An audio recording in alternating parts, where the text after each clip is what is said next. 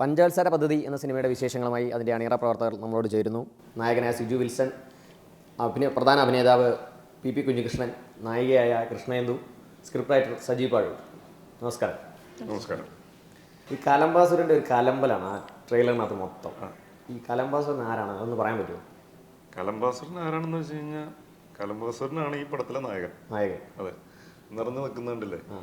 അതായത് ബാക്കി എല്ലാ കഥാപാത്രങ്ങളിലേക്കാളും മേളിലായിട്ടാണ് പുള്ളി നിൽക്കുന്നത്. സാധാരണ ഈ പോസ്റ്റേഴ്സിൽ അങ്ങനെയല്ലേ, നായകന്മാരായിരിക്കുമല്ലേ ഏറ്റവും വലുതാക്കി വെക്കുന്നത്. നായകൻ കലംബാസുരനാണ്. പുള്ളി ഇവിടെ ഉണ്ട്, നിങ്ങളെ പിറകിലുണ്ട്. ഇതൊരു രാഷ്ട്രീയ സിനിമയാണോ?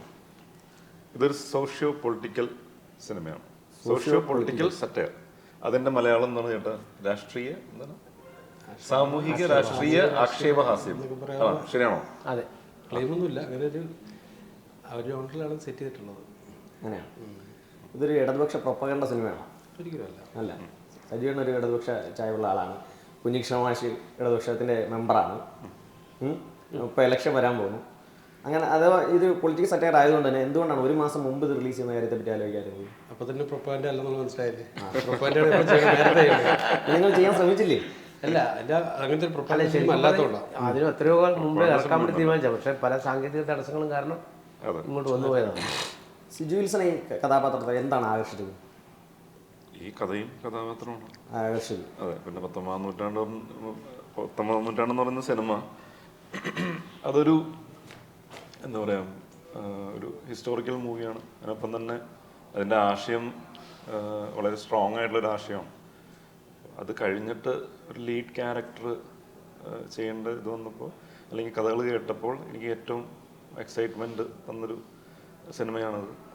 കഥാപാത്രം തന്നെയാണ് ഇപ്പോൾ പറയേണ്ട സിനിമയായിട്ട് എനിക്ക് തോന്നിയ കാര്യമാണ്. ഞാൻ പറയുന്നുണ്ട്, അതായത് പല ഇൻ്റർവ്യൂവിലും പറഞ്ഞാണ്, നമ്മൾ പല തരം സിനിമകൾ ചെയ്യും. എൻ്റർടൈനേഴ്സ് ഉണ്ടാവും, ചിലപ്പോൾ അതൊന്നും കൊണ്ടുപോകാണ്ടാവില്ല. ചിലപ്പോൾ തിയേറ്ററിൽ നിന്ന് കണ്ട് ചിരിച്ച് ബഹളം ഇതൊക്കെ ആയിട്ട് ഓളമായിട്ട് വീട്ടിലേക്ക് പോകും, ചിരിച്ച് കളിച്ച് പോകും. ചിലത് നമ്മൾ എന്താ പറയുക, ഇമോഷണലി ടച്ച് ചെയ്യും. ചിലതിനൊരു പേർപ്പസ് ഉണ്ടാവും, അല്ലെങ്കിൽ ചില കാര്യങ്ങൾ നമ്മൾ കമ്മ്യൂണിക്കേറ്റ് ചെയ്യും. ഓരോ സിനിമയും എന്തെങ്കിലും കാര്യങ്ങളൊക്കെ ഓരോ പ്രേക്ഷകരിലേക്ക് കമ്മ്യൂണിക്കേറ്റ് ചെയ്യുന്നുണ്ട്. അപ്പോൾ ഇതിലൊരുപാട് കാര്യങ്ങൾ അങ്ങനെ കമ്മ്യൂണിക്കേറ്റ് ചെയ്യുമെന്ന് എനിക്ക് തോന്നിയൊരു സിനിമയാണ്. അതുകൊണ്ട് തന്നെയാണ് ഈ സിനിമ കമ്മിറ്റ് ചെയ്യാനായിട്ട് അല്ലെങ്കിൽ ചെയ്യാനായിട്ട് ഞാൻ താല്പര്യപ്പെട്ടത്, അത് ചെയ്തത്. ഇതൊരു കോമഡി എൻ്റർടൈൻമെൻ്റ് ആണോ? കോമഡി ഉണ്ട്, എല്ലാം ഉണ്ട്. ഒരു ആക്ഷേപഹാസ്യം എന്ന് പറയുമ്പോൾ അതൊരു കോമഡിയുടെ മേമ്പടിയോടുകൂടി തന്നെയാണ് നമ്മൾ പ്രസന്റ് ചെയ്യാനായിട്ട് ശ്രമിച്ചേക്കുന്നത്. ആൾക്കാർ ചിരിച്ചു കഴിഞ്ഞാൽ കോമഡി എന്ന് പറയും. കുഞ്ഞികൃഷ്ണ മാഷിന്റെ ഒരു കാര്യം ചോദിച്ചാൽ, ഇപ്പൊ എത്രാമത്തെ സിനിമയാണ്? എണ്ണമില്ലാത്തത്ര സിനിമയാണ്. അങ്ങനെയല്ല, എണ്ണുണ്ട്. ജഡ്ജി കസേരന്ന് എണീറ്റിട്ട് പിന്നെ ഇരിക്കാൻ സമയം സിനിമയുണ്ട്, കിട്ടുന്നുണ്ട്. ഇതില് മെയിൻ വേഷമാണല്ലോ കരുണൻ മുതലാളി, അങ്ങനെ എന്തോ അല്ലേ കഥാപാത്രത്തിന്റെ പേര്?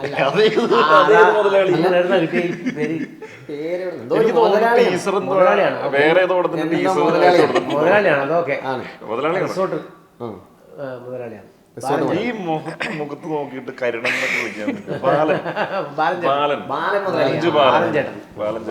ഇദ്ദേഹത്തിന്റെ സ്വന്തം തൊഴിലാളി പ്രസ്ഥാനത്തിന്റെ ആളാണല്ലോ. അവിടുന്ന് മുതലാളിയിലേക്ക് മാറാൻ വേണ്ടി എന്തൊക്കെ മാറ്റങ്ങളാണ് ഉൾക്കൊണ്ടത്? ആരെങ്കിലും ഏതെങ്കിലും മുതലാളിയെ നോക്കി പഠിക്കുകയെല്ലാം ചെയ്തോ? ആ മുതലാളിയെ നോക്കി പഠിച്ചതാണ്. ഈ മുതലാളി മറ്റൊരു മുതലാളിയുണ്ട് പറയാൻ, പ്രേംലാൽ. ആ രണ്ട് മുതലാളിമാരും പറഞ്ഞ മുതലാളിയാണ്. ഈ മുതലാളിമാരുള്ളത് എഴുതി റെഡിയാക്കി ആ മുതലാളിമാരോട് ചോദിക്കൂ എന്താ ചെയ്യേണ്ടത് ചോദിക്കും. ഇത് നമുക്ക് എക്സ്പീരിയൻസ് ചെയ്തിട്ടുള്ള ചെറിയൊരു എലമെൻ്റ് ഉണ്ട്. റിയൽ അല്ല, പക്ഷേ എങ്കിലും ഇൻസ്പയർ ചെയ്യാൻ പറ്റുന്നൊരു മൊമെൻറ്റ്. ഞാനൊരു ഗവൺമെൻറ് എംപ്ലോയിയാണ്.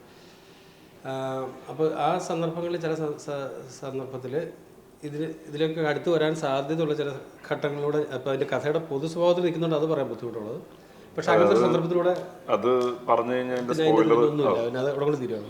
അപ്പോൾ അതുകൊണ്ട് അതിൽ അങ്ങനത്തെ സിറ്റുവേഷൻ അതിൻ്റെ അടുത്തൂടെ പോകേണ്ട ഒരു സാഹചര്യം വന്നിട്ടുണ്ട്. അപ്പോൾ സ്വാഭാവികമായിട്ടും നമ്മൾ കാണുന്നത് വിഷയങ്ങളെ കാണുന്ന കഥയായിട്ട് കാണുന്ന അവസ്ഥ ഉള്ളപ്പോൾ അതിൽ നിന്നാണ് ശരിക്കും ഇത് എന്താ പറയുക, എൻ്റെ സ്റ്റാർട്ടിങ് എന്ന് പറയാവുന്നത് അങ്ങനെ ഒരു ഇൻസിഡൻറ്റിൽ നിന്നാണ്.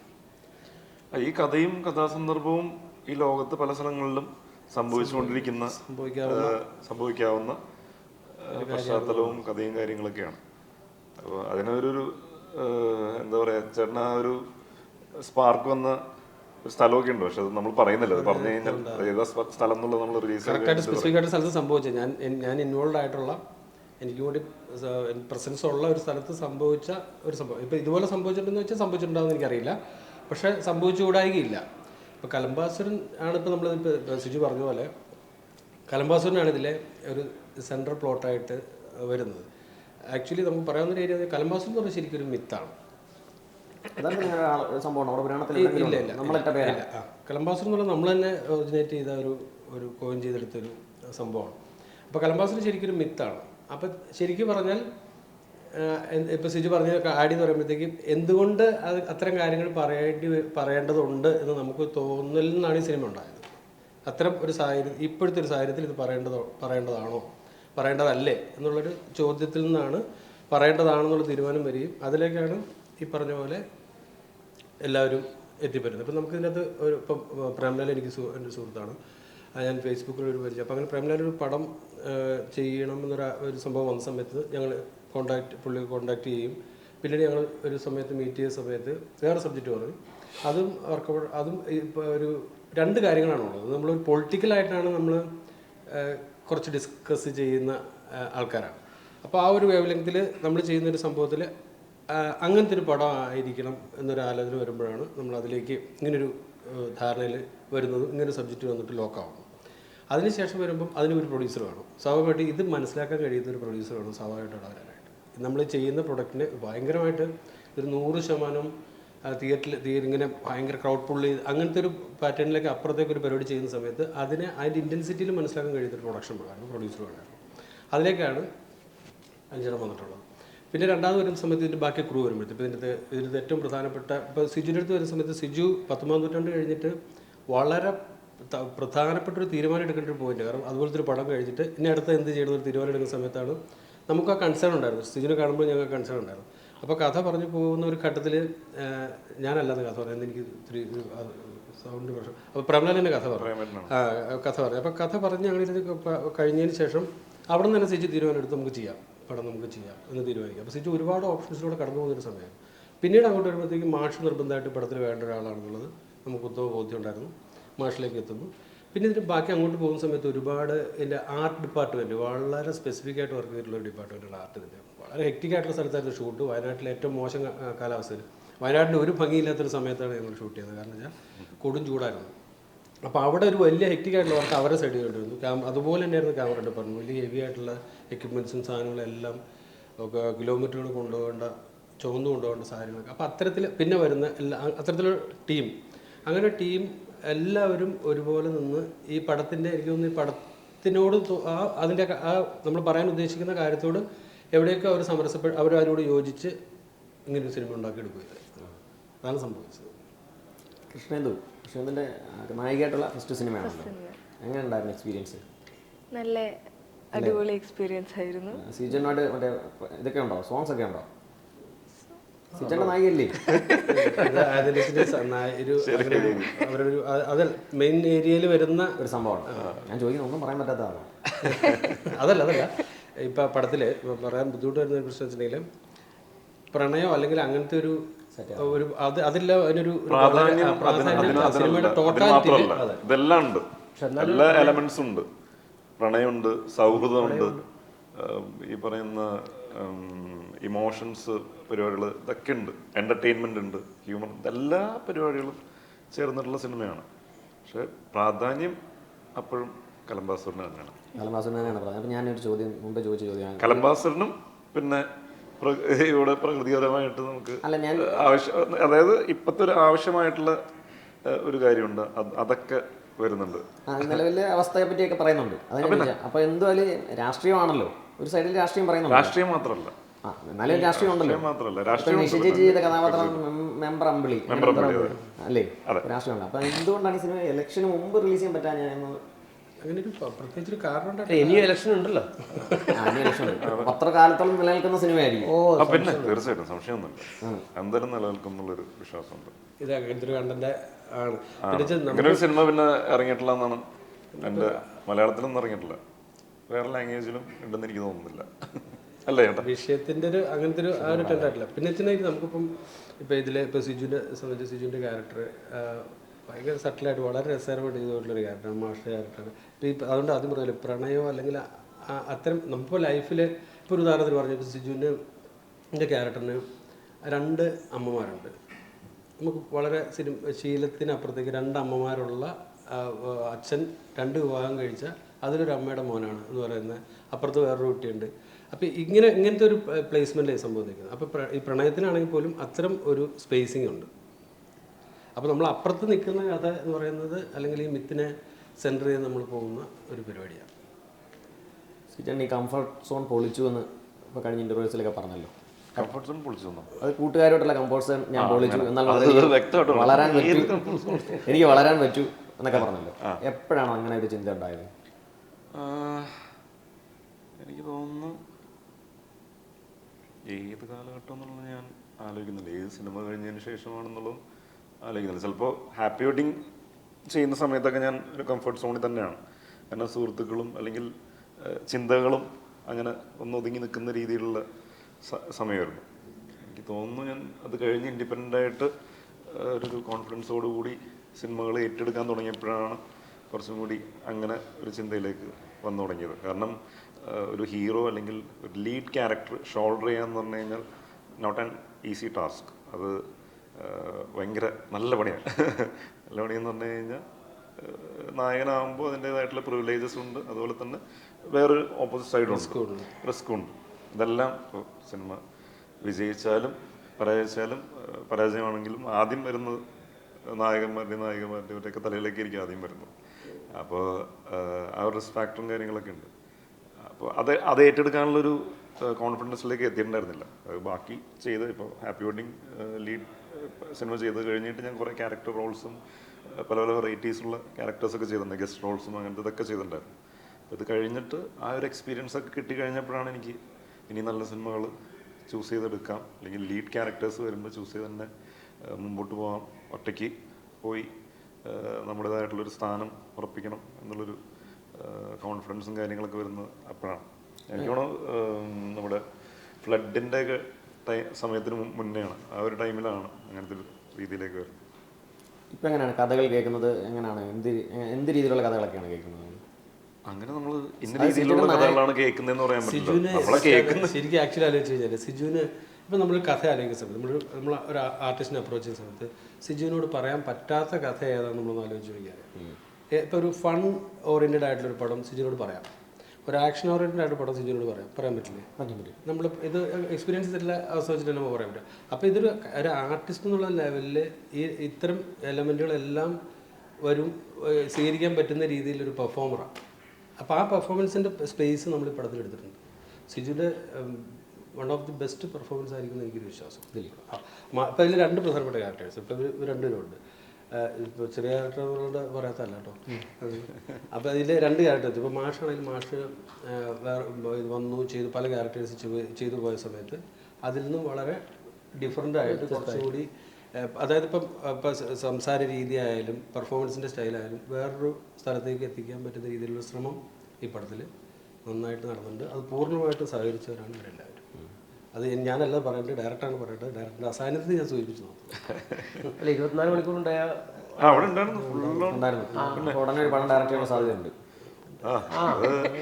സെറ്റായിട്ടുണ്ടല്ലേ മനസ്സിലായി. അതിപ്പോൾ രഹസ്യമായിരിക്കും, പുറത്ത് കൊടുക്കുന്നുണ്ടാവും. പരസ്യമായിട്ടുള്ള രഹസ്യമായി തുടങ്ങിയോ ചേട്ടാ? അതൊക്കെ ഭാവിയിൽ ഉണ്ടാവുമായിരിക്കും. സി ചേട്ടാ, ഇപ്പോൾ ഒരു ജോലിയിൽ നിന്ന് ജോലി നിർത്തിയിട്ട് സിനിമയിലേക്ക് വരുന്നു. ജോലിക്കൊന്നും പോയിട്ടില്ല. പോയില്ല. ഞാൻ ലൈഫ് ഷോറിൽ 2 ആഴ്ച ട്രെയിനിങ് പീരീഡ് അങ്ങനെ പോയിട്ടുള്ളൂ, അല്ലാതെ ജോലിക്കൊന്നും പോയിട്ടില്ല. ഇപ്പോൾ ഒരു സിനിമ ഷോൾഡർ ചെയ്യാൻ വേണമെങ്കിൽ നിർമ്മിക്കാൻ വരെ ശേഷിയുള്ള ഒരാളായിട്ട് മാറി. നിർമ്മിക്കാൻ ഇപ്പോൾ ഉണ്ട്. മാസന്തി ഈ സിനിമ നിർമ്മിച്ചിട്ടുണ്ടോ? എനിക്ക് അത് കഴിഞ്ഞ് ഭൂതം എന്ന് പറഞ്ഞിട്ടൊരു സിനിമ ചെയ്തു. ഇനിയിപ്പോൾ പുതിയ സിനിമ റെഡി, കൊമേഴ്ഷ്യൽ സിനിമ ചെയ്തിട്ടുണ്ട് ഞാൻ, മാഷ് കൂടി ചെയ്തിട്ടുണ്ട്. എന്റെ പേര് ആവുന്നുള്ളൂ. പിടിച്ചേക്കോ? പിന്നെ ഞാൻ അദ്ദേഹത്തെ പിടിച്ചു പറയാം.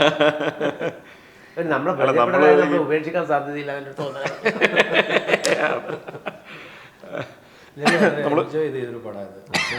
നമുക്കൊരു ജോളി, ഒരു മസിൽ പിടിച്ചിട്ട് ഇതിലാരും, ഇപ്പോൾ ഡയറക്ടറായാലും സ്ക്രിപ്റ്റ് റൈറ്ററായാലും അല്ലെങ്കിൽ കൃഷ്ണ എന്തായാലും നമ്മളെല്ലാവരും ഇപ്പം നിശ്ചയിച്ചാൽ എല്ലാവരും വളരെ നല്ല നീ പറ എന്തായിരുന്നു അനുഭവം അതെ, അദ്ദേഹം പറയട്ടെ. ഒരാൾ ഇതല്ലേ സെറ്റിൽ അനുഭവം എന്തായിരുന്നു എന്ന് ചോദിക്കും.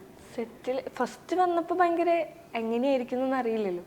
പിന്നെ വന്നപ്പോൾ എല്ലാവരുമായിട്ട് കമ്പനിയായി ഒരു ഫൺ മൂഡായിരുന്നു സെറ്റ് ഫുൾ. ഈ സിജന റാഗി പോലും ചെയ്തോ? പിന്നെ ഞാൻ മറ്റേ ഫ്രണ്ടിൽ ടേബിൾ ഇട്ടിട്ട് റാഗ് ചെയ്തിട്ടായിരുന്നു ഓക്കെ ആക്കിയതിന് ശേഷം അല്ലേ റെഡിയാണ്. എല്ലാം ഓക്കെ ആണോ അങ്ങനെ നമുക്ക് എന്തെങ്കിലും തെറ്റൊക്കെ പറ്റി നമ്മളെ സമാധാനിപ്പിച്ച് കൂടെ കൊണ്ടുപോകും. സത്യം പറഞ്ഞു അല്ലെ ടേക്ക് തെറ്റിക്കുമ്പോൾ ദേഷ്യപ്പെടുമല്ലോ. പറ്റിയോ എനിക്ക് അറിയില്ല, ഞാൻ ഓർക്കുന്നില്ല. തെറ്റൊന്നും ഉണ്ടായിരുന്നില്ല. അങ്ങനത്തെ വലിയ അതൊന്നും ഭയങ്കര നല്ല കോൺഫിഡൻസ് ഉണ്ടായിരുന്നു. ഞങ്ങളുടെ കാര്യം അതായിരുന്നു. ഇപ്പം അതുകൊണ്ട് തന്നെ എളുപ്പമാണ് ഇതൊരു കോൺഫിഡൻസിൻ്റെ. ഹിന്ദുവിലേക്ക് എത്തിയത് എങ്ങനെയാണ്? പ്രേംലാലിൻ്റെ ഡയറക്ടർ കണ്ടെത്തിയതാണ്. ഞാൻ സിജനോട് ചോദിച്ച ചോദ്യം, ഈ 14 വർഷമായിട്ടുള്ള ഒരു യാത്രയാണ്, ഇപ്പോൾ ഒരു കരയ്ക്കെത്തി നിൽക്കുന്നത്. ഇപ്പം തിരിഞ്ഞു നോക്കുമ്പോൾ അന്നെടുത്ത തീരുമാനമെല്ലാം വളരെ മികച്ചതായിരുന്നു എന്ന് തോന്നുന്നുണ്ടോ? അല്ലെങ്കിൽ എന്തെങ്കിലും ഒരു എടുത്ത എല്ലാ തീരുമാനങ്ങളും മികച്ചതായിരിക്കില്ലല്ലോ. മികച്ചതല്ലാത്ത തീരുമാനങ്ങളും ഉണ്ടായിട്ടുണ്ട്. ഞാൻ പറയുന്നത് സിനിമയെ ബന്ധപ്പെടുത്തി മാത്രമല്ല, ഈ ജീവിതത്തെ ബന്ധപ്പെടുത്തിയിട്ട് തന്നെയാണ്. പല തീരുമാനങ്ങളും ചിലപ്പോൾ മോശമായിട്ടുണ്ടാവും, നല്ല തീരുമാനങ്ങളും ഉണ്ടായിട്ടുണ്ടാവും. മോശം തീരുമാനങ്ങൾ എടുത്തതിൽ നിന്ന് നമ്മൾ പഠിക്കുന്നത് നന്നാക്കാൻ ശ്രമിക്കുക എന്നുള്ളത്. മറ്റേത് കൊള്ളാം, നമ്മൾ എടുത്ത തീരുമാനം കറക്റ്റായിരുന്നു, പോകുന്ന റൂട്ട് ഓക്കെ ആയിരുന്നുള്ളൊരു കോൺഫിഡൻസും കിട്ടും. അതാണ് നമ്മുടെ എന്താ പറയുക, പോകുന്ന യാത്രയിൽ കിട്ടുന്ന എക്സ്പീരിയൻസ് വെച്ചിട്ട് മുമ്പോട്ട് പോയിക്കൊണ്ടിരിക്കുക എന്നുള്ളതാണ്. അതിൽ എന്താ പറയുക, കുറവുകളും ഇതൊക്കെ നികത്തിയിട്ട് മുമ്പോട്ട് പോയിക്കൊണ്ടിരിക്കുന്നത്. ഓരോ സിനിമയും ഓരോ എക്സ്പീരിയൻസാണ്. നമ്മൾ ആദ്യം ചെയ്ത സിനിമയുടെ എക്സ്പീരിയൻസ് ആയിരിക്കില്ല രണ്ടാമത് ചെയ്യുന്ന സിനിമയുടെ. നമ്മൾ വിചാരിക്കും ഓ ഇത് ശരിയായി, രണ്ടാമത് ശരിയായി, ഞാൻ അങ്ങോട്ടേക്ക് അടിപൊളി വേറെ പരിപാടിയൊന്നും ഇല്ലെന്നിരിക്കും. മൂന്നാമത് ചെല്ലുമ്പോൾ വേറെ എക്സ്പീരിയൻസ് ആയിരിക്കും. പക്ഷെ ഇതൊക്കെ ഒരു ലേണിംഗ് പ്രോസസ്സാണ്. ആ ലേണിംഗ് പ്രോസസ്സ് നമ്മൾ ആസ്വദിച്ച് ചെയ്യുന്നതുകൊണ്ടാണ്, അല്ലെങ്കിൽ ആ പ്രോസസ്സിൽ നമ്മൾ എൻജോയ് ചെയ്ത് മുമ്പോട്ട് പോകുമ്പോൾ നമ്മൾ പഠിക്കാനായിട്ട് ശ്രമിക്കുകയും കൂടുതൽ അറിവുകൾ ലഭിക്കുകയും അതുപോലെ തന്നെ ഒരു ആസ് ആൻ ആക്ടർ നല്ല രീതിയിൽ ഗ്രോ ചെയ്യാനായിട്ട് പറ്റും. അതാണ്. അപ്പോൾ അതിനെ നമ്മൾ ശ്രദ്ധിക്കാതെ മുമ്പോട്ട് പോയിക്കൊണ്ടിരുന്ന എന്തെങ്കിലും ആവട്ടെ, പടത്തിന് വിളിച്ചു പോയി ചെയ്യുന്നു, എന്തെങ്കിലും ആയിക്കോട്ടെ എന്ന് വിചാരിച്ചു കഴിഞ്ഞാൽ എനിക്ക് തോന്നുന്നു അങ്ങനത്തെ ഒരു ആക്ടർ അല്ല കേട്ടോ. സ്വീകരിച്ചിട്ടുണ്ടെങ്കിൽ അത് നമുക്ക് അവിടെ ദൂരിട്ടോ പറയേണ്ട കാര്യമായിട്ട് അല്ല അതുകൊണ്ടല്ല.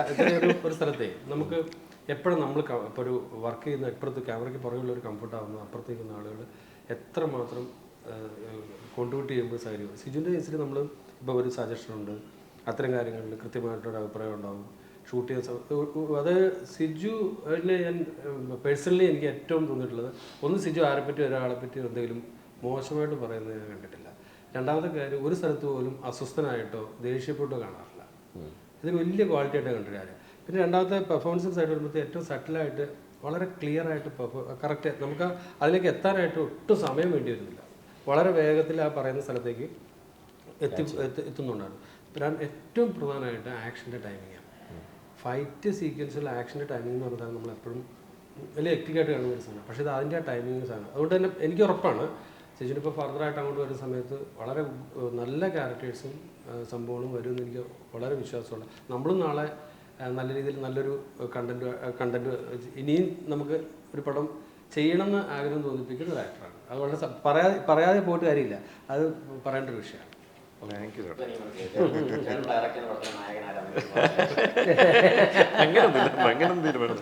നമുക്ക് അല്ല, നമ്മള് പല കഥകളും ചർച്ച ചെയ്യുന്നുണ്ട്, അല്ലെങ്കിൽ സംസാരങ്ങളും കാര്യങ്ങളൊക്കെ നടക്കുന്നുണ്ട്. സംഭവിക്കുന്ന സമയത്ത് സംഭവിക്കും. ഈ മലർവാടി അതിലാണല്ലോ ആദ്യമായിട്ട് അതിൽ ചെയ്യുമ്പോൾ അന്നേ ചിന്തിച്ചിരുന്നോ സിജു വിൽസൺ ഒരു മുൻനിര നായകനായി വരും? അതായത് പ്ലാൻ ചെയ്തിട്ടാണോ കാര്യങ്ങൾ ചെയ്യുന്നത്? അന്നങ്ങനെ ചിന്തിക്കുന്ന ഒരു ഇതിലേക്ക് എത്തിയിട്ടില്ല. കാരണം അന്ന് ഞാൻ എപ്പോഴും പറയുന്നത്, അതായത് ഒരു സിനിമയിൽ അല്ലാത്ത അല്ലെങ്കിൽ ഒരു സാധാരണ കുടുംബത്തിൽ നിന്ന് വരുന്ന എല്ലാവർക്കും ഉണ്ടാകുന്നത് സിനിമ എന്ന് പറയുന്നത് വേറൊരു ലോകമാണ്, ഒരു മായിക ലോകമാണ്, നമുക്കറിയാത്ത ലോകമാണ്. അന്ന് അത്ര അറിയില്ല.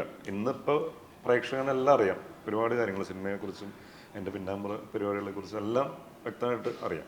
ഇങ്ങനെയെല്ലാം അവരുടെ ഫോണിൽ തന്നെ ലഭ്യമാണ്. അപ്പോൾ അന്ന് ഇത്രയും വിവരങ്ങളില്ല, ഇത്രയും നോളജില്ല. പിന്നെ ഒരു എക്സൈറ്റ്മെൻറ്റ് എന്ന് പറഞ്ഞാൽ നമ്മുടെ ആദ്യമായിട്ടൊരു സിനിമയിൽ വരുന്നു, മുഖം കാണുന്നു, ആ ഒരു എക്സൈറ്റ്മെൻ്റ് ആണ്. പിന്നീടാണ് പോകെയാണ് നമ്മൾ നമ്മളത് ഓരോ സിനിമ കഴിയുന്നതോറും അല്ലെങ്കിൽ നമ്മൾ ഓഡീഷൻസിന് പോകുന്നു, അതിനുവേണ്ടി ട്രൈ ചെയ്തുകൊണ്ടിരിക്കുകയാണ്. പല വഴിയിൽ ട്രൈ ചെയ്തുകൊണ്ടിരിക്കുമ്പോൾ പല പല പാഠങ്ങൾ നമുക്ക് ലഭിച്ചുകൊണ്ടിരിക്കുകയാണ്. അപ്പോൾ അത് ഇങ്ങനെ ആ യാത്രയിൽ ഇങ്ങനെ ഇങ്ങനെ പതിയെ പതിയെ പതിയെ ഒന്നിങ്ങനെ കയറിയതാണ്. ഞാൻ ആദ്യത്തെ എൻ്റെ ഇൻ്റർവ്യൂസൊക്കെ പോയി നോക്കി കഴിഞ്ഞാൽ എനിക്ക് സംസാരിക്കാൻ തന്നെ പേടിയാണ്. ഈ സംസാരിക്കാനുള്ളൊരു കോൺഫിഡൻസും അല്ലെങ്കിൽ സംസാരിക്കുമ്പോൾ കുറച്ചും കൂടി വ്യക്തതയിൽ കാര്യങ്ങൾ പറയാൻ പറ്റുന്നതെന്ന് വെച്ച് കഴിഞ്ഞാൽ എല്ലാവരുമായിട്ട് ഓരോ സിനിമയിൽ ചെന്ന് കഴിയുമ്പോൾ ഓരോ ആളുകളായിട്ട് മീറ്റ് ചെയ്യുകയാണ്. സംവിധായകനും എഴുത്തുകാരും അതുപോലെ തന്നെ വേറെ ആക്ടേഴ്സും നമ്മുടെ മുമ്പേ വന്ന സീനിയർ ആക്ടേഴ്സും ഇവരൊക്കെ ഇവരുടെ എക്സ്പീരിയൻസ് ഷെയർ ചെയ്യണം. നമ്മൾ ചുമ്മാ പോയി ഇങ്ങനെ കേട്ടുകൊണ്ടിരുന്ന മതിയോ പല കാര്യങ്ങൾ, ഒരുപാട് വിവരങ്ങൾ നമുക്ക് അതിൽ നിന്ന് ലഭിക്കുകയാണ്. അപ്പോൾ അത് കുറച്ച് നാൾ കഴിഞ്ഞിട്ടായിരിക്കും അങ്ങനത്തെ ഒരു ചിന്തയിലേക്കൊക്കെ വരുന്നത്. എപ്പോഴാണെന്ന് ഓർക്കുന്നുണ്ടോ? അത് അങ്ങനെ ഏത് സിനിമ തൊട്ടായിരിക്കും ജനം നോട്ട് ചെയ്യാൻ തുടങ്ങിയെന്നൊരു? നേരം തൊട്ട് തന്നെ എൻ്റെ ഫസ്റ്റ് ക്യാരക്ടർ റോൾ തൊട്ട് നോട്ട് ചെയ്യാൻ തുടങ്ങിയിട്ടുണ്ട്. മലർവാടി ആർട്സ് ക്ലബ്ബിലും നോട്ട് ചെയ്തിട്ടുണ്ട്, പക്ഷെ എന്നെ നോട്ട് ചെയ്തിട്ടുണ്ടാവില്ല. കാരണം ഞാൻ അതിൽ മോഹൻലാൽ ഫാൻസ് അസോസിയേഷൻ പ്രസിഡന്റ് ആയിട്ടാണ് ഞാൻ അഭിനയിച്ച ആദ്യ സിനിമയിൽ തന്നെ എൻ്റെ സീൻ വരുമ്പോൾ ക്ലാപ്സ് ആണ്. ആലോചിച്ചു, എനിക്ക് കിട്ടിയ ക്ലാപ്സ് അല്ല, ലാലേട്ടന് കിട്ടിയായിരിക്കും, പക്ഷെ എൻ്റെ സീനിന് ക്ലാപ്സ് ഉണ്ട് അവിടെ. അപ്പോൾ കറക്റ്റ് പ്ലേസ്മെന്റ് ആയിരുന്നു. ഞാൻ ഭയങ്കര ലാലേട്ടൻ ഫാനും കൂടിയാണ്. എനിക്ക് ചെറുപ്പത്തിൽ ഈ പറയുന്ന ലാലേട്ടൻ്റെ സിനിമകളാണല്ലോ ഏറ്റവും കൂടുതൽ ടി വിയിൽ നമുക്കന്ന് തിയേറ്റേഴ്സിൽ പോകാനുള്ള എല്ലാവരും കൂട്ടിക്കൊണ്ട് പോകാനുള്ള സാമ്പത്തികവും കാര്യങ്ങളൊന്നും ഉണ്ടാവില്ല. അപ്പോൾ ടി വിയിൽ വരുമ്പോഴൊക്കെ ആയിരിക്കും സിനിമ കൂടുതലും കണ്ടുകൊണ്ടിരിക്കുന്നത്. അപ്പോൾ ആ സമയത്ത് ഏറ്റവും കൂടുതൽ ടി വിയിൽ വന്നുകൊണ്ടിരുന്ന ലാലേട്ടൻ്റെ പടങ്ങളാണ്. ലാലേട്ടൻ ഫാൻ തന്നെയായിരുന്നു. ആ സമയത്ത് ഫസ്റ്റ് മൂവിയിൽ ലാലേട്ടൻ ഫാൻസ് അസോസിയേഷൻ പ്രസിഡന്റ് ആവുകയും അതുപോലെ തിയേറ്ററിൽ ആ സീൻ വരുമ്പോൾ ക്ലാപ്സും കിട്ടുകയും ചെയ്യുമെന്ന് പറയുമ്പോൾ അതായത് കൊള്ളാം, പരിപാടി മുമ്പോട്ട് പോകാന്നുള്ളത് നമുക്കൊരു കോൺഫിഡൻസ് ആണല്ലോ.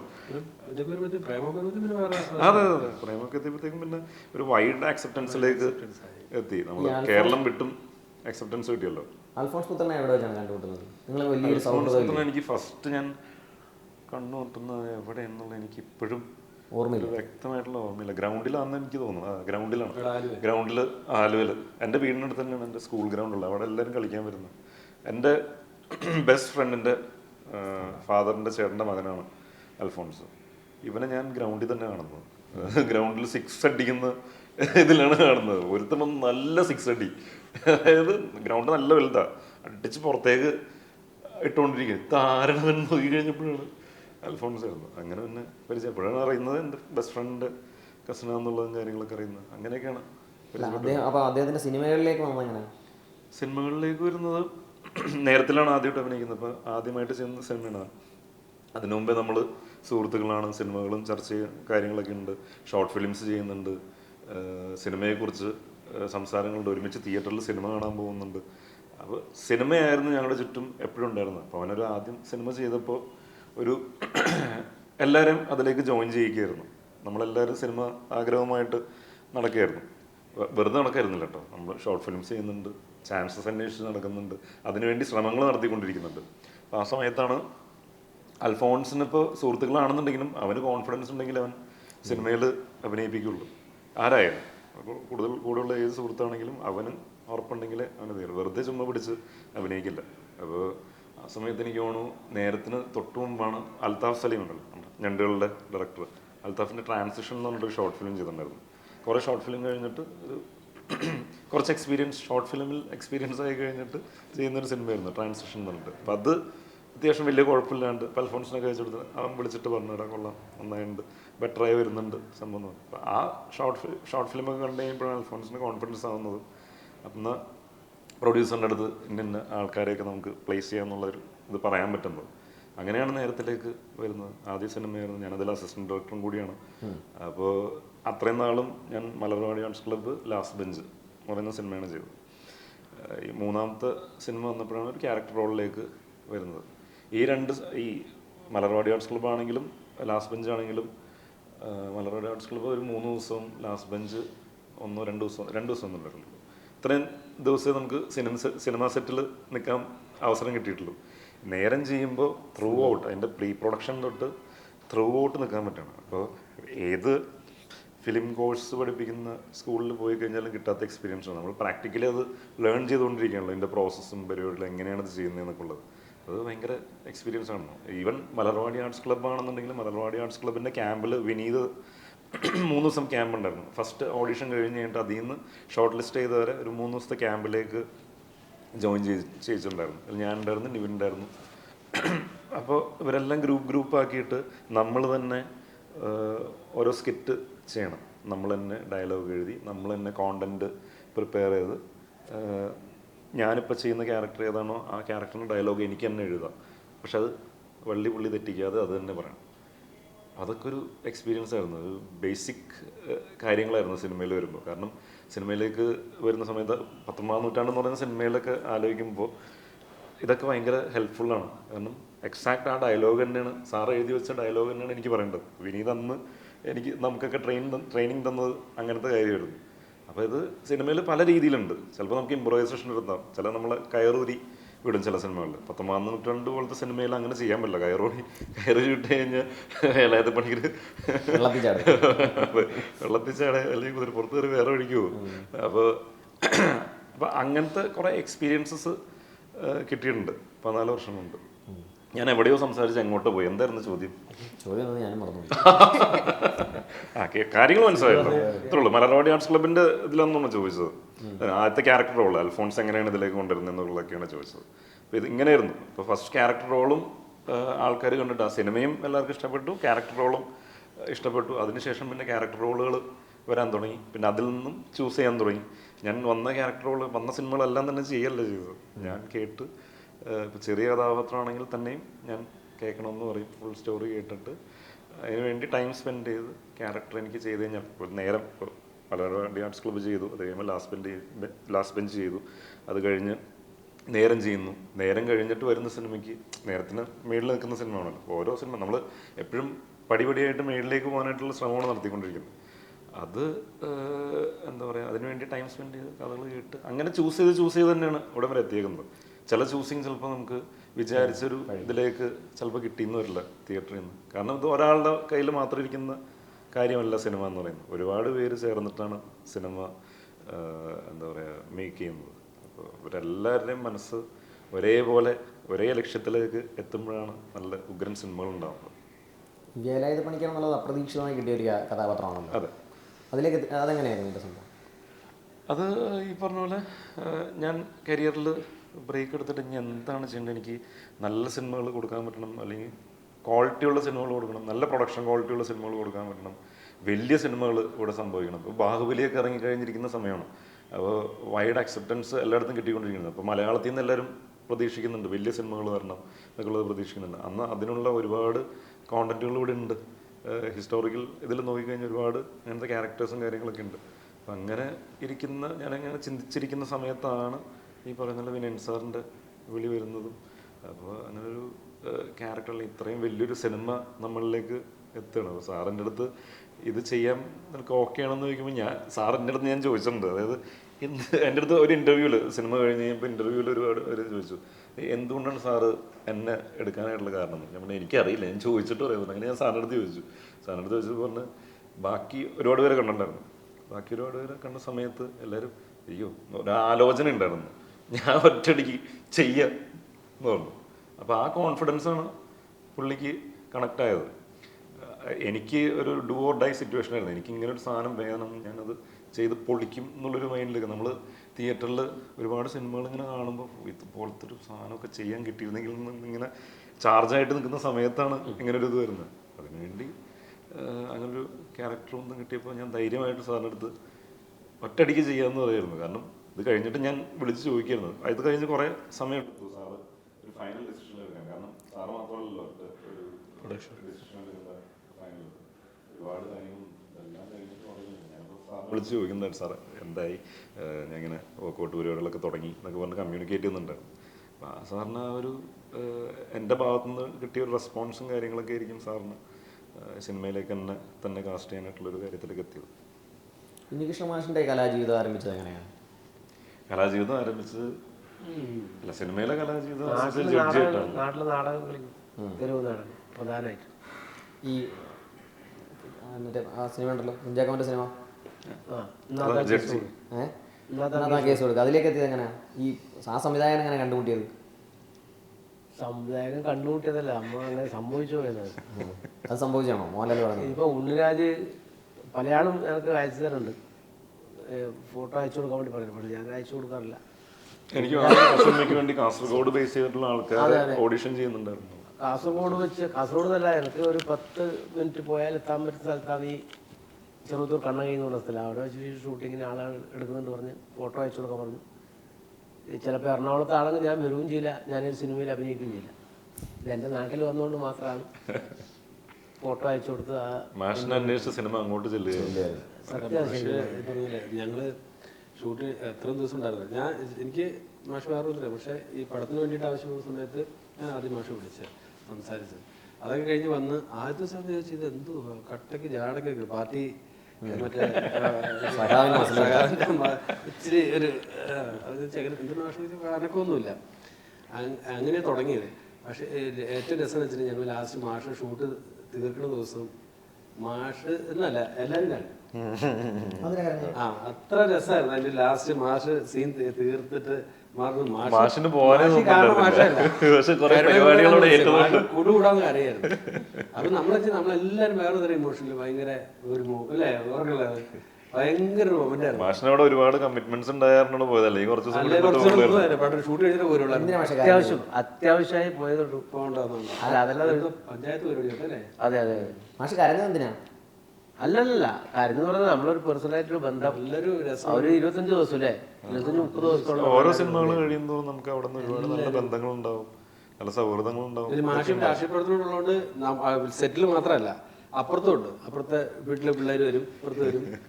അപ്പൊ അവരുടെ അടുത്തേക്ക് അടുപ്പിക്കുന്ന ചില ഘടകങ്ങളുണ്ടാവും. സ്വാഭാവികമായിട്ടും ജനങ്ങളുടെ കൂടെ നിന്ന് പ്രവർത്തിക്കുന്നവർക്ക് ആ ഒരു ക്വാളിറ്റി സ്വാഭാവികമായിട്ടുണ്ടോ, നമ്മളെന്ത് ശ്രദ്ധിക്കില്ല. പക്ഷെ അത് മാഷത് ശ്രദ്ധിക്കുക. ഇപ്പോഴും വ്യക്തിപരമായി ഇപ്പം അദ്ദേഹത്തെ സംബന്ധിച്ച് ഒരു സ്ക്രിപ്റ്റ് റൈറ്റർ നടത്തിൽ തിരക്കഥ എഴുതി അദ്ദേഹത്തിൻ്റെ വഴിക്ക് പോയി വേറെ സിനിമയിലേക്ക് പോയി, അല്ലെങ്കിൽ ഡയറക്ടറായാലും മറ്റ് അതിലെ ആർട്ടിസ്റ്റുകളായാലും അവരവരെ തിരക്കുകൾ. പക്ഷേ ഇപ്പോഴും ബന്ധങ്ങൾ തുടരുന്നില്ല. ഇപ്പോൾ ഏകദേശം 1 വർഷമായി നമ്മളെ ഈ ഒരു സംഭവം. എന്നിട്ടും നിരന്തരം പറഞ്ഞാൽ എല്ലാ ആഴ്ചയിലും 1 പ്രാവശ്യമെങ്കിലും വിളിക്കും. നായിക മാത്രമാണ് പോയ വഴിയാ പോയത്. അവർക്ക് തിരക്കിലായതുകൊണ്ടാണ്. അദ്ദേഹത്തെ ഞാൻ 1-2 തവണ വിളിച്ചു ചെന്നൈയിൽ പോയ സമയത്ത്. പക്ഷെ ഫോൺ എടുത്തില്ല. മെസ്സേജ് അയച്ചു, മറുപടി അയച്ചില്ല. ചിലപ്പോൾ പുതിയ പഠിച്ചുകൊണ്ടിരിക്കണമെന്ന് എല്ലാവരും അറിയിക്കാൻ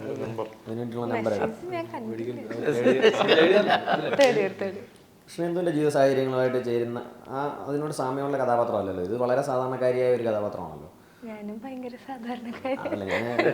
ഞങ്ങൾ വിചാരിച്ചു വരുമ്പോഴത്തേക്കും അവിടെ ഞാനും പോലും ആണോ ഒന്ന് നോക്കണം. പക്ഷെ അങ്ങനെയായിരുന്നില്ല. അല്ലല്ല, കഥാപാത്രത്തിന് വേണ്ടി പ്രത്യേക തയ്യാറെടുപ്പുകളൊക്കെ നടത്തിയോ? ഞാൻ ഈ പറഞ്ഞ സാഹചര്യം രണ്ട് വ്യത്യസ്ത സാഹചര്യമാണല്ലോ. അങ്ങനെ ഇല്ല, അവിടെ ചെല്ലും ഇവരൊക്കെ പറഞ്ഞുതരും, അതനുസരിച്ച് ചെയ്യുമായിരുന്നു. എങ്ങനെയാണ് ഈ സിനിമയിലേക്ക് എത്തിയത്? ഞാൻ ഫോട്ടോസും വീഡിയോസും ഒക്കെ അയച്ചു കൊടുത്ത ഓഡീഷനൊക്കെ ഉണ്ടായിരുന്നു. ഫോട്ടോസും വീഡിയോസും അച്ഛൻ അയച്ചു കൊടുത്തു. അച്ഛൻ വഴി സ്വാധീനം ചെലുത്തി മേടിച്ചത് ശേഷം അല്ലല്ല, ഓഡീഷൻ ഇച്ചിരി വെള്ളം കുടിച്ചായിരുന്നു. പ്രേമേട്ടൻ ഓഡീഷൻ ചെയ്യിച്ച് അങ്ങനെ തന്നെ എടുത്തത്. ഇപ്പോൾ മലയാള സിനിമയിൽ കോടികളുടെ ഗലിക്കമാണല്ലോ. ഒരുപാട് ക്ലബ്ബുകളുണ്ട്. 50 ക്ലബ്ബ്, 50, 100, 200 വരെ.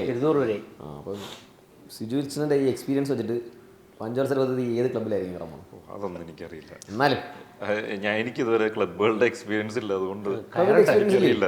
എനിക്ക് എൻ്റെ അൾട്ടിമേറ്റ്ലി ലക്ഷ്യം എന്ന് പറഞ്ഞു കഴിഞ്ഞാൽ നമ്മൾ ചെയ്യുന്ന സിനിമകൾ ആൾക്കാർക്ക് ആദ്യം ഇഷ്ടപ്പെടണം, അല്ലെങ്കിൽ അതിലെന്തെങ്കിലും ഒരു കാര്യം ഉണ്ടായിരുന്നു എന്നുള്ളത് കണ്ടു കഴിയുമ്പോൾ തോന്നണം എന്നുള്ളത്. പിന്നെ ഈ ചെയ്യുന്ന സിനിമകളൊക്കെ തന്നെ ഇവിടെ നിലനിൽക്കണം, ആൾക്കാർ വീണ്ടും വീണ്ടും എടുത്ത് കാണണം എന്നുള്ളതാണ് എൻ്റെ ഒരു പ്രൈം ആഗ്രഹം.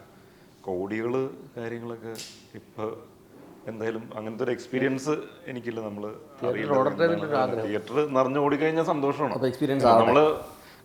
നമ്മള് വിശ്വാസം അർപ്പിച്ചിട്ട് വരുന്ന പ്രൊഡ്യൂസർക്ക് കൂടുതൽ കാശ് കിട്ടിക്കഴിഞ്ഞാൽ നല്ലതല്ലേ?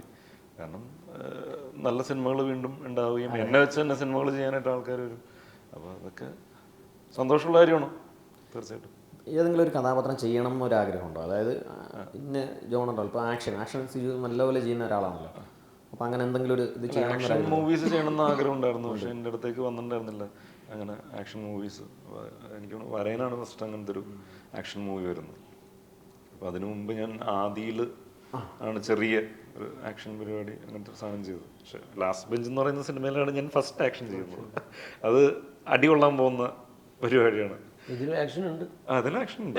കാരണം അത് എക്സ്പീരിയൻസ് ചെയ്യാൻ ഞാൻ പോയതാണ്. ആക്ഷൻ എങ്ങനെ ഇരിക്കുന്നുള്ള എക്സ്പീരിയൻസ് ചെയ്യാൻ പോയിരുന്നു. അതായിരുന്നു ആദ്യത്തെ ഒരു എക്സ്പീരിയൻസ്. അപ്പം ഇതൊക്കെ നമ്മളെ ഹെൽപ്പ് ചെയ്തത്. നമ്മളിപ്പോൾ ഞാൻ ആഗ്രഹിച്ചിട്ടുണ്ട്, നമ്മൾ ചെയ്ത് കഴിയുമ്പോഴാണ് നമുക്ക് മനസ്സിലാവുന്നത് ടൈമിംഗ് ഉണ്ട്, അല്ലെങ്കിൽ നമുക്ക് ചെയ്യാൻ പറ്റും, അല്ലെങ്കിൽ ഒരു അതിനനുസരിച്ച് എന്താ ഇപ്പോൾ ഒരു പഞ്ച് വരുന്നത് അതിന് റിയാക്ട് ചെയ്യാൻ പറ്റും, അല്ലെങ്കിൽ കറക്റ്റ് ടൈമിംഗ് അനുസരിച്ച് പഞ്ച് ചെയ്യാൻ പറ്റും. ഇതൊക്കെ മനസ്സിലാവുന്നത് നമ്മൾ ചെയ്ത് പ്രാക്ടീസ് ചെയ്യുമ്പോഴാണ്. അപ്പോൾ അതിൽ നിന്ന് ആ സിനിമയിൽ നിന്നൊക്കെ ഒരു എന്താ പറയുക ലേണിംഗ് എക്സ്പീരിയൻസ് കിട്ടിയിട്ടുണ്ട്. അത് കഴിഞ്ഞ് ഞാൻ ആഗ്രഹിച്ചിട്ടുണ്ട് ആക്ഷൻ മൂവീസ് ചെയ്യാൻ പറ്റണം എന്നുള്ളത്.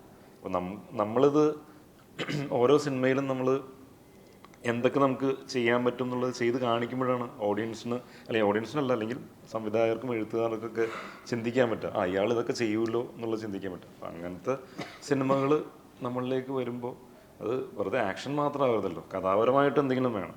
അപ്പോൾ അതും കൂടി നോക്കിയിട്ടാണ് ചൂസ് ചെയ്യുന്നത്. അപ്പോൾ ക്യാരക്ടർ എന്നുള്ള രീതിയിൽ നമ്മൾ ഇന്ന ക്യാരക്ടർ എന്ന് വിചാരിച്ചിരുന്നു കഴിഞ്ഞാൽ അത് റോങ് പ്ലേസിലാണ് അത് പ്ലേസ് ചെയ്തേക്കുന്നുണ്ടെങ്കിൽ ഒരു കാര്യമില്ല.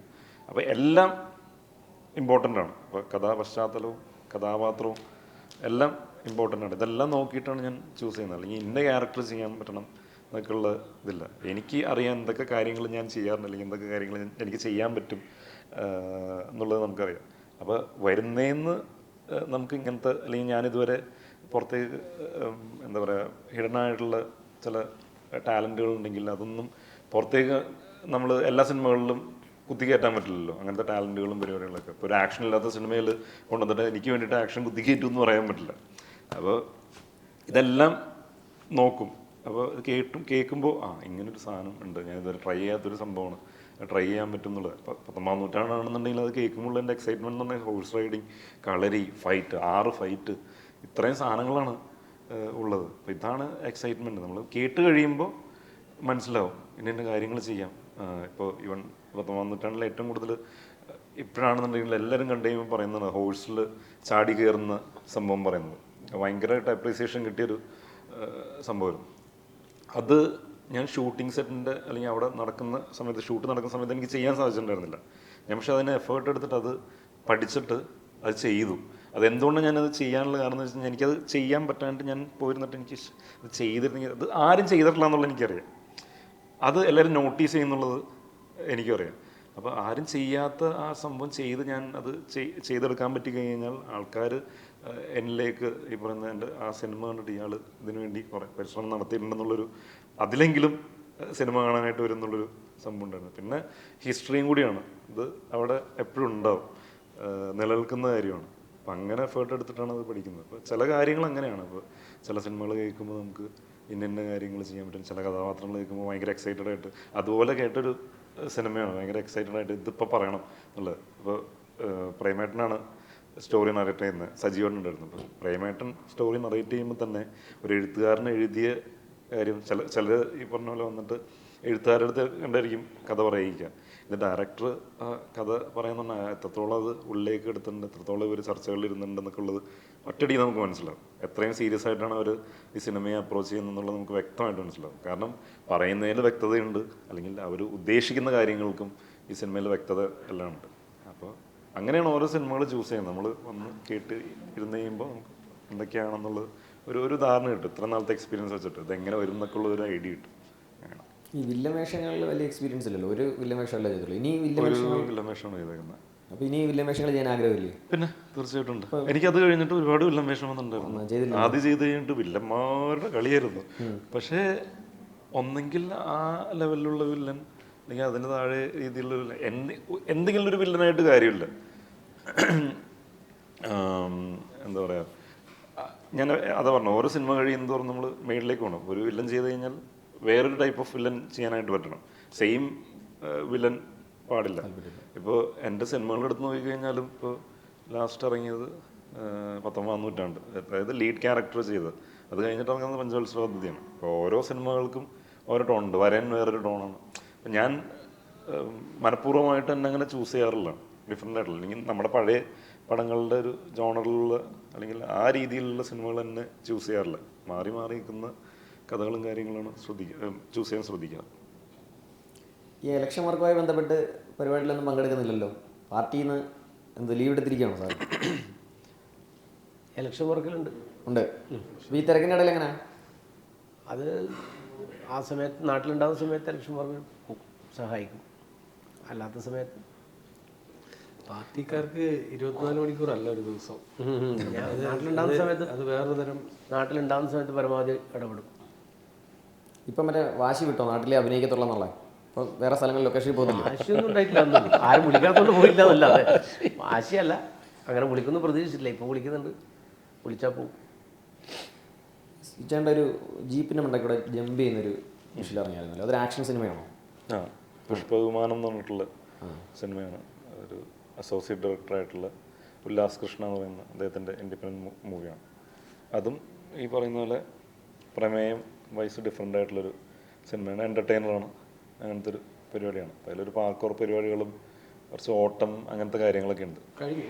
ഷൂട്ട് കഴിഞ്ഞു ഡബിങ് നടന്നുകൊണ്ടിരിക്കുകയാണ്. ഇനി ഏതൊക്കെ സിനിമകളാണ് വരാനുള്ളത്? ഇനി വരാനുള്ളത് സമാധാന പുസ്തകം എന്ന് പറഞ്ഞിട്ടൊരു സിനിമയുണ്ട്, കുട്ടികളുടെ മൂവിയാണ്. അതിലൊരു എക്സ്റ്റൻഡഡ് ക്യാമിയോ റോളാണ് ചെയ്തേക്കുന്നത്. പിന്നെ പുഷ്പവിമാനം എന്ന് പറഞ്ഞിട്ടുള്ള സിനിമ, അതുപോലെ തന്നെ ഷാജി കൈലാസ് സാറിൻ്റെ മകൻ്റെ മൂവി, ജഗൻ ഷാജി കൈലാസ് സാറിൻ്റെ മൂവി. അതൊരു പോലീസ് സ്റ്റോറിയാണ്, ഒരു ഇൻവെസ്റ്റിഗേഷൻ ത്രില്ലറാണ്. ഇത്രയും മൂവീസാണ് റിലീസിലുള്ളത്. ആ അതുണ്ട്. അയ്യോ അത് വിട്ടു, അത് ഞാൻ വിട്ടു. ഞങ്ങൾ ചെയ്ത മൂവിയുണ്ട്, എൻ്റെ പ്രൊഡക്ഷൻ ചെയ്ത ഒരു മൂവിയുണ്ട്. അതൊരു ഫാമിലി ഫീൽ ഗുഡ് മൂവിയാണ്. എൻ്റെ വർക്ക് നടന്നുകൊണ്ടിരിക്കുന്നു. അപ്പോൾ 26-ാം തീയതി പഞ്ചവത്സര പദ്ധതി റിലീസാവുകയാണ്. സിനിമ വലിയ വിജയമാവട്ടെ എന്ന് ആശംസിക്കുന്നു. നന്ദി.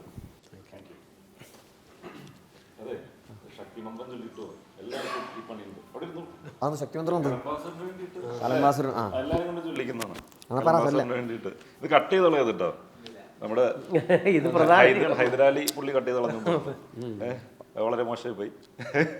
എന്റെ വെള്ളി വീണ കട്ടി, എന്റെ വല്ല വെള്ളി വല്ല വീണ കട്ടി. ഞങ്ങളുടെ വെള്ളിയൊക്കെ എടുത്തിടാം, നിങ്ങളുടെ വെള്ളി ഇട്ടല്ല, വെള്ളികളൊക്കെ എടുത്തിട്ട് മറ്റേ പ്രൊമോയിൽ അത് കൂടുതൽ മാർക്കറ്റ് ചെയ്ത് അങ്ങനത്തെ പരിപാടി ചെയ്യാം. നിങ്ങളുടെ വെള്ളി പറ്റൂല അല്ലേ?